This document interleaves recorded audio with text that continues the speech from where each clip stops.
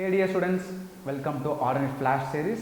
So in this segment we are going to see about forces in orthodontics.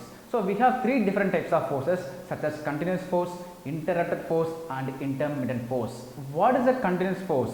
It is nothing but fraction amount of original amount of force applied during the first appointment, and that fraction amount of force remains during the next appointment intervals. Such amount of force or such type of force is called as continuous force. What is interrupted force?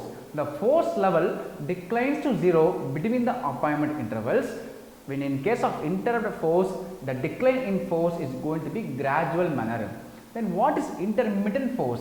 It is similar to interrupted force, but the difference is the force levels declines to zero abruptly or rapidly between the appointment intervals.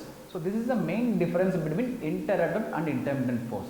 Let us see some example for each type of forces. In case of continuous force, the examples can be either fixed appliance or removable appliance, or it can also be ideal spring. What is ideal spring? Ideal spring are the appliance which has the force decline rate at a continuous and gradual manner.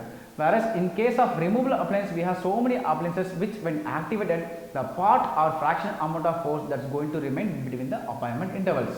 So same thing can be applicable for interrupted force, but the difference is going to be the force level going to become zero, but in gradual manner.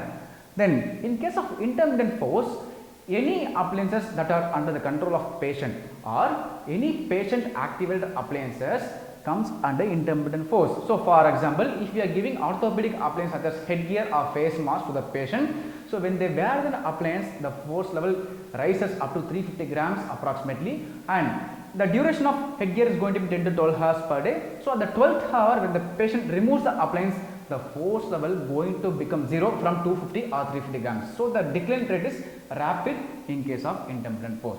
So these are three different types of forces in orthodontics. Thank you.